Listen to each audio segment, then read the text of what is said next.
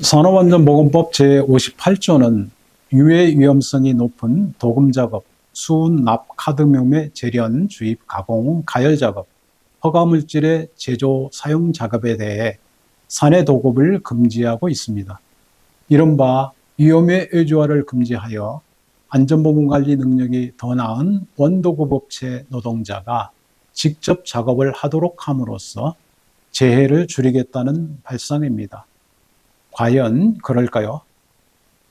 하도급 업체가 수행하는 작업에서 재해가 많이 발생하는 건 사실입니다. 산해 하도급 근로자의 업무상 사고 또는 질병으로 인한 결근 확률이 6.3%로 다른 집단의 확률인 2.45%보다 높은 것으로 나타났습니다. 하지만 같은 작업을 도급업체 노동자가 아니라 하도급업체 노동자가 수행하기 때문에 재해가 많다는 객관적인 증거는 제시되지 못하고 있습니다. 오히려 하도급업체가 해당 분야에 대한 전문 기술력을 갖추고 있어서 이들 업체가 수행하는 것이 원도급업체가 수행하는 것보다 더 안전하다는 반론이 많습니다. 또한 산해도급을 금지하면 더 영세한 다른 업체로 사회도급을 하게 됨으로써 오히려 상황을 악화시킬 수 있습니다. 위험의 의조화 문제는 2016년 구의역에서 19살 청년이 스크린도어를 수리하다가 열차에 치여 사망한 사건에 이어 2018년 태안화력발전소에서 점검 작업을 하다가 컨베이어 벨트에 끼어 사망한 김용균 사건을 계기로 크게 대두되었습니다. 희생자가 하도급 업체 소속 노동자였기 때문입니다.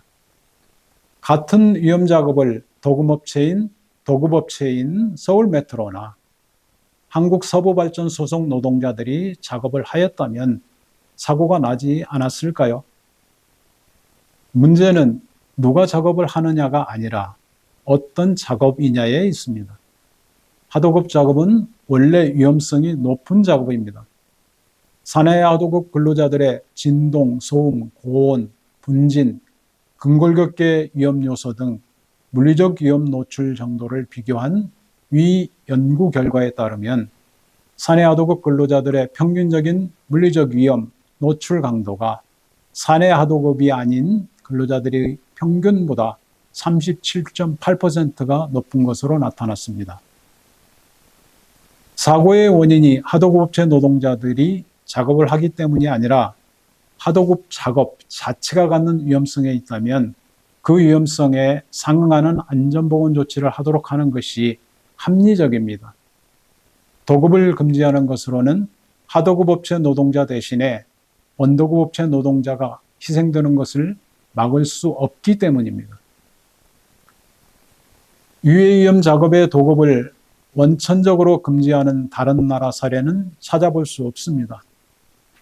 영국 등 안전선진국은 도급은 허용하되 도급업체가 안전관리 능력을 갖춘 적절한 하도급업체가 선정되도록 하고 위험에 대한 정보의 제공 등 안전보건 조치를 하도록 관리하고 있습니다. 즉, 안전장치가 수반되지 않은 위험 작업만을 유예해주는 것을 금하고 있을 뿐입니다.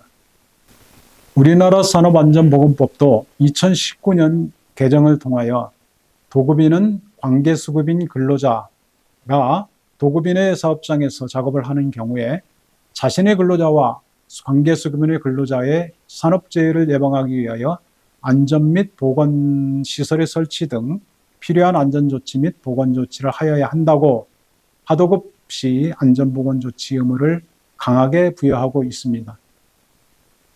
안전관리는 작업이 정상적으로 수행되는 상황에서 이루어지는 것이 원칙입니다. 작업이 행해지고 있지 않으면 사고가 날 리가 없고 안전을 관리해야 할 이유 또한 없습니다.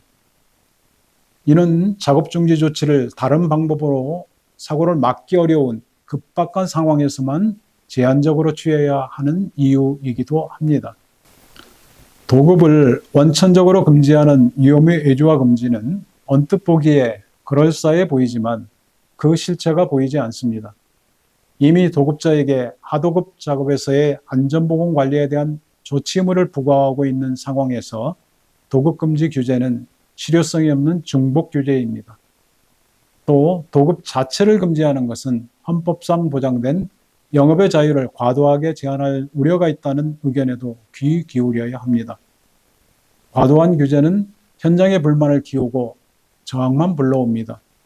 규제는 사고를 막기 위해 취하는 필요 조건이지 충분 조건이 아님을 되새겨야 합니다. 시청해 주셔서 대단히 감사합니다.